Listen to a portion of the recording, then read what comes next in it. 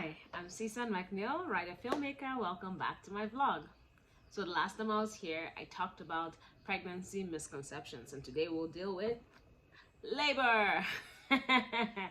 Well, labor misconceptions, I'll put that in quote, because some of the stuff, the stereotypical stuff we think about labor are true. For instance, it hurts. Yeah, labor hurts. Like, there's no other way around it. It hurts.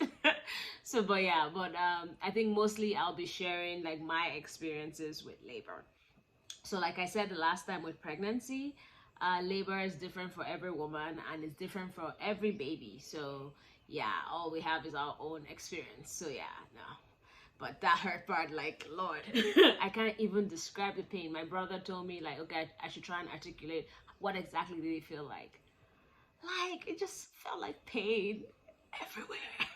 Like I expected, I mean, pain maybe like down there in your lower belly region and all that, but it was just like everywhere.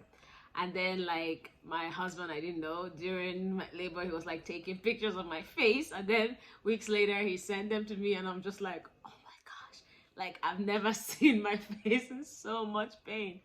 My brother walked into the room and then he like walked right back out because like, oh, I couldn't stand seeing you in that much pain. Yeah, so it's not an exaggeration, it hurts. However, what is an exaggeration that you see in movies, you know, she's screaming, ah, ah. Like, I didn't really scream though. Like, I did not even have that energy. I was in so much pain, I just went, like, kind of like that. So, yeah, a little bit of my birth story. Well, 2 weeks before my official due date, my doctor said, your baby's a bit big. I think we should do CS, a cesarean section. And I was like, no, doctor, I want this natural. I want to do it natural. I don't know why, but yeah, like, I was just like, no. So he went ahead and he scheduled an induction. He's like, if my water hasn't broken, will induce and everything. But then I went online, I went on Google and read a bunch of things, and I'm like, doctor, no. And he's like, oh really, Google? So yeah, eventually, even by my due date, my water still hadn't broken, so I had to get induced anyway. And yeah, oof, 12 hours later, nope, the baby still wasn't here. And Lord, like, I can't even, like I said, articulate the pain. It was just a lot of pain. So after 12 hours, he came and he's like, hey, you're not even dilated. Like seriously, like, we either do CS or unless, this was like around, he started induction around like 9 a.m. and then this was around 8 p.m. and I still wasn't fully dilated. So he's like, okay, we could either leave you and I'll come back 9 a.m. tomorrow and we'll try again, or let's just do CS. And at that point, like 12 hours of pain, I'm like, you know what, doctor, I was almost like, get this baby out of me. So yeah, they scheduled the C-section, and funny enough, like I expected fear because I've had surgery before years ago on something else. So I think that was my fear. I didn't want to have surgery again. But I don't know, there's just something about the whole environment. It was really serene. Like, I was on the stretcher, they wheeled me into the room. The anesthetic room was like a bit big, it was roomy. There were at least like 8 or 10 people there, you know, apart from my doctor, anesthesiologist, some nurses, and then even the pediatrician. She came and introduced herself to me. And I remember thinking, why would the pediatrician be here? Well, of course, because when the baby comes out, she's gonna deal with the baby. That's why she's there. So, but yeah, like they were playing music, they were just chatting, everything. Like it was like a well-oiled machine.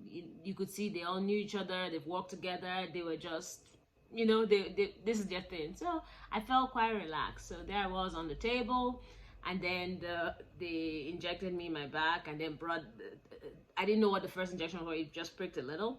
I was anticipating the spinal injection. I'm like, oh God, it's gonna hurt. But I didn't, because that's what the first injection was for, was to numb the pain. So there I was, I laid down, they were setting up, and I kept saying, doctor, I can still feel my legs. And he's like, calm down, we haven't started. We're not gonna cut you until until the anesthetic is oh my God, until it's fully like there. So eventually I couldn't move my lower half and everything. They set up like I'll call it like a curtain of sorts, and then yeah, they started.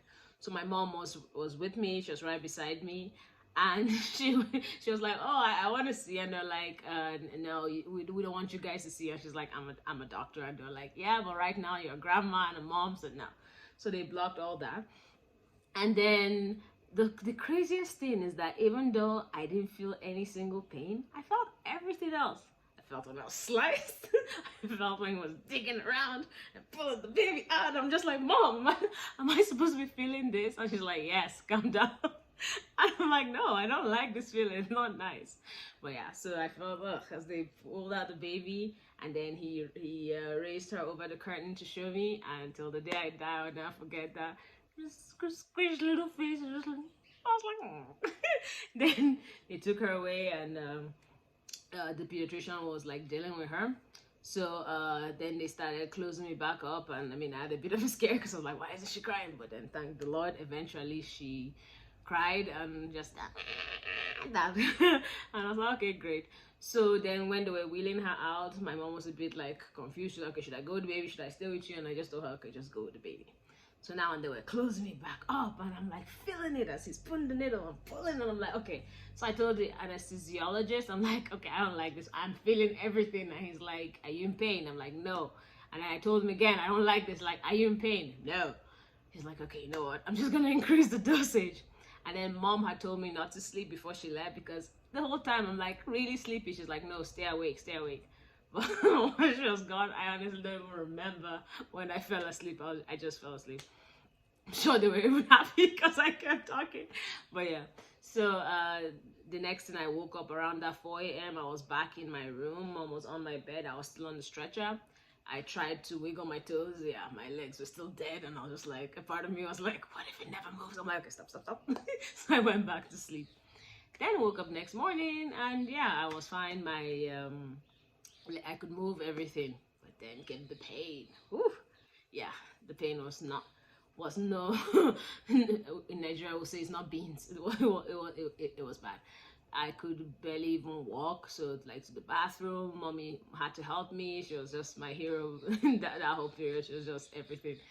I was practically on her. She like helped me to the bathroom, and I remember sitting on the toilet for like 30 minutes just to pee, like mostly because I don't know, it was just a weird sensation. My whole body, I mean, I'm probably because the anesthetic was still in me and everything, the pain. I couldn't even figure out how to pee. I just sit there for a while until I was finally able to.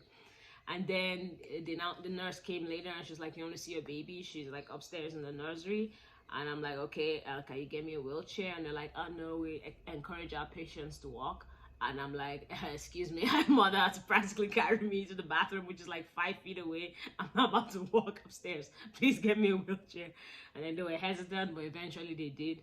Their mom wheeled me up, and I went to see the baby. And I've been asked, so what, that first sight, what was it like when you first saw her? If you want to know, see you at the next vlog. Yeah, that one I'll talk more about babies and misconceptions. But yeah, so when I flash back to a lot of things, I mean, I really should have just listened to my doctor. But I don't know, there's this how do I put it, there's this bad thoughts that with cesarean section, everyone's like, no, do it natural, be natural. I mean, there is no such thing. If that's something I learned, like whether you have your baby through natural labor or through cesarean section, as long as you're both healthy, as long as you both come out well, that's what matters. And then I've been asked, you know, which is more painful? Like, I've gone through both, to be honest. The difference is labor is painful then, and then CS is painful later, but they're both painful. Like, literally, my baby is about 6 months, and my scar only just kind of healed. Like, if I stretch too hard, I still feel pain there, because I mean, my mom is a surgeon, and she was literally explaining that they slice you 8 layers deep. It's like the deepest wound you ever have. So even though it healed on the outside a long time ago, but the tissues, everything still takes a while to heal. And then yeah, it's not easy. So the truth is that labor is not easy either way you do it. Then again, I had a friend who told me her own experience and her labor. She's like, it did not hurt that bad. She's like, she kept waiting for the pain, and then it just didn't come, and oh, the baby's out. So some women are lucky that way, they have that kind of grace. But I was hoping that mine would be like that, but it wasn't. My doctor even was teasing me. He's like, you have no threshold for pain. And I'm like, excuse me, you have never been through labor, you're a man, so don't tell me what a threshold for pain is. Because generally, I'm a very strong person generally, but yeah. Labor is no man's I can't even think of the word. Like no, labor is not, it's not beans. It's really hard. It's really hard. So yeah, well, I hope you learned something from that. And oh, last thing I'll say on that thing, they tell you, they're like, oh, don't worry, you know, as soon as the baby's out, you forget the pain, it's all gone. I feel like till the day I die, I will never forget that pain. Like, no, I feel like it's seared into my brain. I told my husband, like, are you sure we're having another kid? But yeah, but who knows? Ooh, I can't think of having another kid right now. But anyway, she's still a baby. Maybe when she grows up, like, okay, maybe then. But yeah, no, I don't think you'll ever forget. I think it's just something you want. The baby is the end goal. So you're like, okay, I'll go through this stressful pregnancy. I'll go through this labor, because then I have this thing at the end, and it's all mine, and it's my reward for all the pain I've gone through. So yeah, it also made me understand moms a lot more, and the things that, you know, they say. I almost, not that I can't wait, but I almost can't wait for, like, maybe when she's like a teenager and she starts, you know, back chatting and getting all snacky. I'm like, excuse me, young lady, I spent 12 hours pushing you out. Don't talk to me like that. So now I get why moms do those things and everything. But yeah. Well, I hope you learned anything from this, and please stick around with me, and have more on the topic later. Don't forget to like and subscribe, and let me know what you think in the comments below. Quickly, I'm gonna plug in my blog. It's called The Last Dinosaur. I write several topics. I try and write 2 a month, and the last 2 I've written is called The Underachiever, and then Why Humans Will Go Extinct. So check it out. I'll put in the link. Let me know what you think, and I'll see you next week. Bye.